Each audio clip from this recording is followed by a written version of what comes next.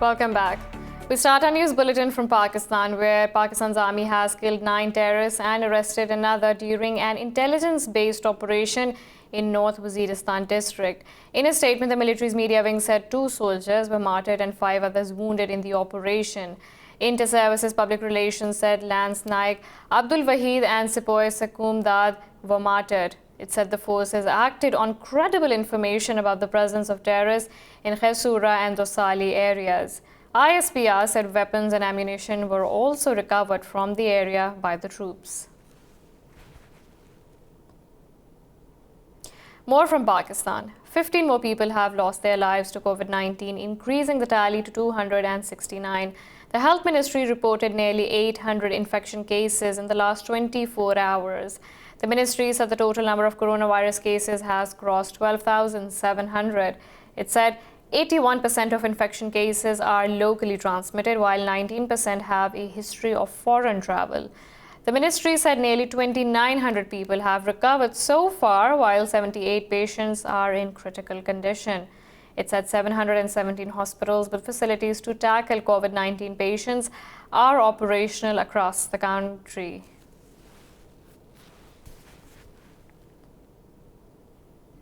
Meanwhile, the global death toll from the new coronavirus has crossed 200,000 with over 2.9 million cases.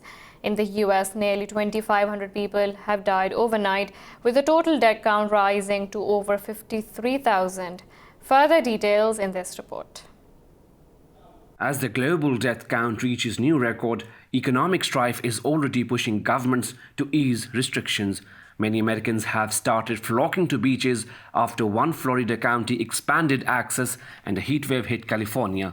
Governor of New York says enhancing test capacity is the key to making correct decisions regarding lifting restrictions. As we continue to develop our testing capacity and the labs are coming up to scale, the collection sites are opening, the more testing we have, the more we will open eligibility. Hopefully, one day we get to the point where anybody who wants a test can walk in and get a test. In the UK, the number of deaths has crossed 20,000 as the Prime Minister Boris Johnson prepares to return to work tomorrow after recovering. Meanwhile, authorities in Germany have arrested more than 100 demonstrators in Berlin for violating the restrictions. Spain's Prime Minister Pedro Sanchez said people will be allowed to exercise outside from 2nd May if the number of new infections continues to fall.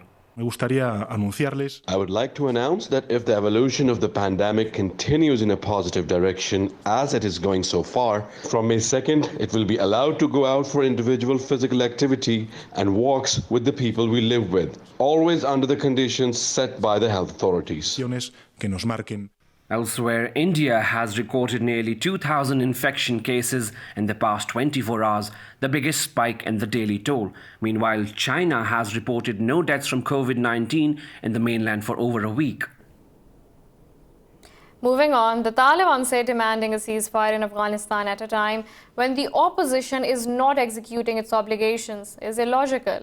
In a statement, the group said it has executed its responsibilities regarding peace and end of hostilities in Afghanistan.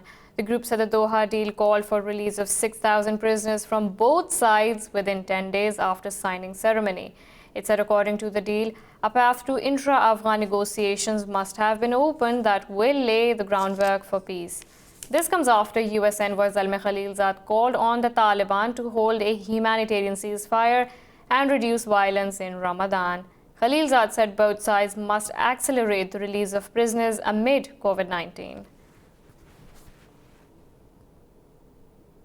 Secretary of State Mike Pompeo says the US is deeply troubled over Iran's satellite launch. In a tweet, Pompeo alleged that Tehran's secret space program advances technologies used in nuclear weapons delivery systems. The state secretary said Iran continues to lie that its space program is peaceful, civilian and transparent. Meanwhile, Iran's Supreme Leader Ali Khamenei has called on Iranians not to be afraid of the United States and other bullying powers. Addressing an event in Tehran, the Supreme Leader said fear of the US will result in bitter outcomes for Iranians. He called for fearlessness and steadfastness in the face of enemies. Iran has denounced Israel's settlement activities and intention of annexing West Bank with U.S. support. In a statement, the Foreign Ministry said these activities are part of U.S. President Donald Trump's disgraceful deal of the century. Spokesperson Abbas Mousavi said such moves violate international laws and threaten regional peace. He called on the UN and other international bodies to counter these moves as defined by their mandate. Mousavi said Israel's occupation forces are exploiting the lockdown spurred by the coronavirus outbreak. Last week, the United Nations and the European Union warned Israel not to annex parts of the occupied West Bank.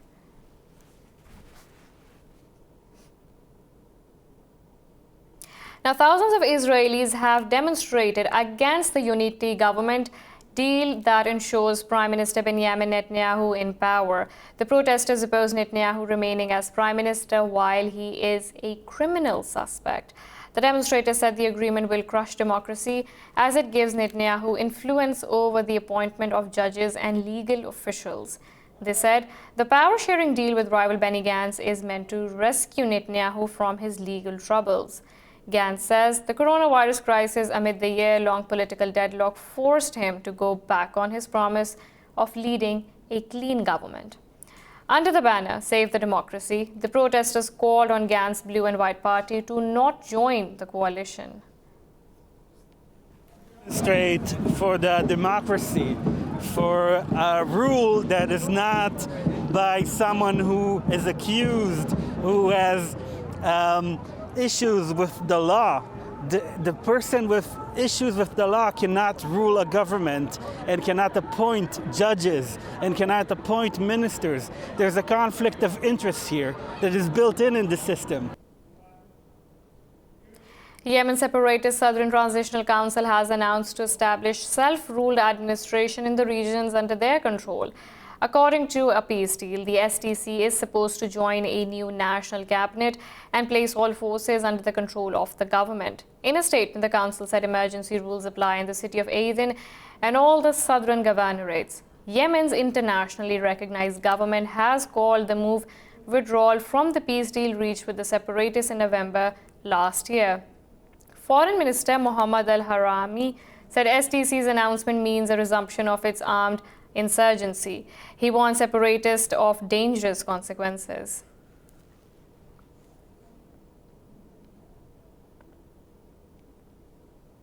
Libya's government of national accord says forces loyal to Khalifa Haftar are continuously attacking civilian settlements in southern Tripoli.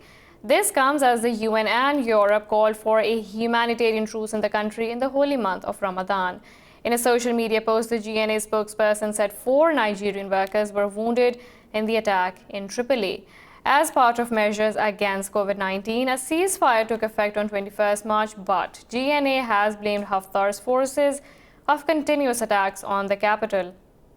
Libya has reported 2 deaths from the virus, 61 cases, and 15 recoveries. In Germany, police wearing riot gear and face masks tussled with dozens in central Berlin protesting against the coronavirus lockdown on public life. The protesters argued with police officers that their constitutional rights had been infringed. Police said on Twitter they had arrested more than 100 people. They said about 180 officers were in place to uphold containment regulations. Officials said health authorities had not given permission for the gathering. They say Germany's coronavirus infection rate needs to fall further to a few hundred cases a day.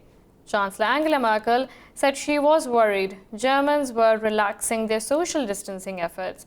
Merkel is resisting pressure from some states to go ahead with easing of restrictions after a partial lockdown lift this week. Health authorities in Muslim countries have reported new cases and related deaths from the novel coronavirus. Despite easing lockdown, Middle East is on high alert amid cases growing in number. Saudi Arabia's King Salman has issued an order to partially lift the curfew in all regions of the kingdom. The state news agency says the king, however, kept a 24-hour curfew in Mecca. The kingdom has announced 9 deaths and almost 1,200 new COVID-19 cases in a day, whereas the death toll has reached 136. Of these cases, 120 were recorded in Medina, 364 in Makkah, 271 in Jeddah, 117 in Riyadh, and 43 in Dammam. Kuwait's health ministry said 278 new cases were confirmed, raising the total to 2,892, with the death toll at 19. Oman's case count reached over 1,900 after 115 more people tested positive. The health ministry said 10 deaths and 329 recoveries have been recorded in the country so far. In Lebanon, there were 704 cases, 24 deaths, and 104 recoveries from the illness. Turkey confirmed 106 more fatalities from the virus over the past 24 hours, bringing the death toll to over 2,700. Ankara's health ministry said the total number of cases surged to over 107,000 as nearly 2,900 more people tested positive. The holy month of Ramadan ushered in relaxed curfew rules in several cities across the region. The G20 countries have launched an initiative to speed up access to health tools needed to fight coronavirus. Saudi Arabia's Finance Minister Mohammed Al-Jadaan said the group is still working to bridge an estimated $8 billion funding gap. In a statement, Al-Jadaan said G20 members will continue to cooperate on all fronts. The current chair of G20 also said the world is still facing extraordinary uncertainty about the depth and duration of this health crisis. Saudi Arabia earlier pledged $500 million to support global efforts to combat the coronavirus pandemic.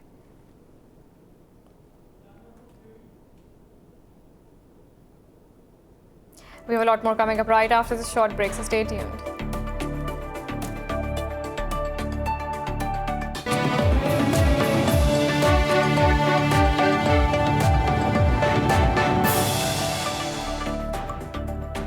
Welcome back. Several mosques in India's northern Uttar Pradesh state say police have ordered them to stop the call to prayer and use of loudspeakers. Anti-Muslim sentiments are at peak in the country as the Modi government and media continues to blame Muslims for spreading COVID-19. Mosque administrations in Ghazipur and Farrukhabad districts said police gave them these orders on the 1st of Ramadan. They said police told them the orders came from state authorities while threatening them with consequences for disobedience. Meanwhile, the BJP government has managed to deliver its COVID-19 welfare package to only 15% of poor households. Government data shows out of 0.2 million tons of pulses, only 30,000 tons have been distributed so far.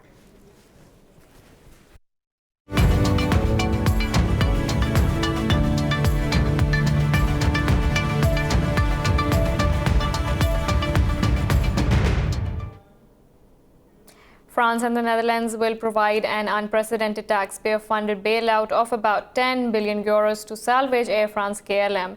This comes as the Franco-Dutch airline group struggles to stay afloat because of the coronavirus outbreak. ECB Chief Executive Tom Harrison said the body will wait for coronavirus-related restrictions to be eased. French Finance Minister Bruno Le Maire said Air France-KLM will receive £4 billion bank loan backed by the state and a £3 billion direct government loan. The Dutch government said it would provide an additional £2 billion to £4 billion in public aid. But Le Maire said the support was not a blank check and the government had set profitability conditions on the carrier. Other major airlines, including Germany's Lufthansa, are also negotiating government aid deals as they grapple with the air travel shutdown.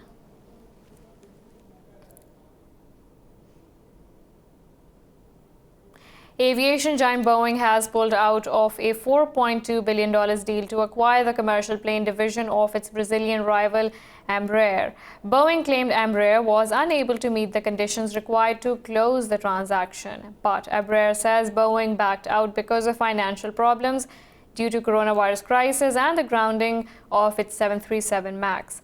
It accused Boeing of engaging in a systematic pattern of delay and repeated violations of the agreement. This came hours after a midnight deadline expired with no agreement on how to implement the pact. Embraer said it plans to sue for damages.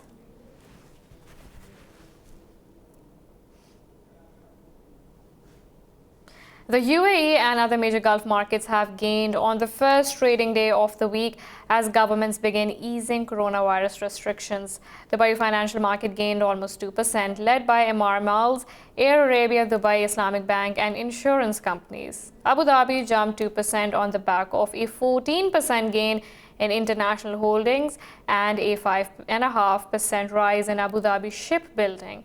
Saudi Arabia's Tadal surged over 2% after Riyadh also allowed the opening of some economic and commercial activities. Muscat securities market rose fractionally while Bursa Kuwait jumped 1%. Bahrain and Qatar bourses were flat.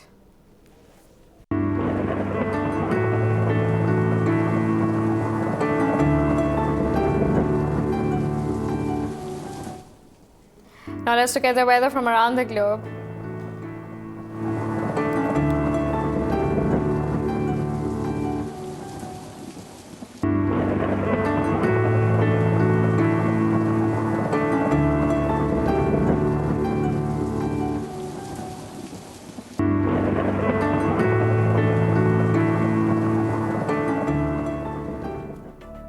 This is all for now. For the latest updates, you can follow us on social media at indus.news.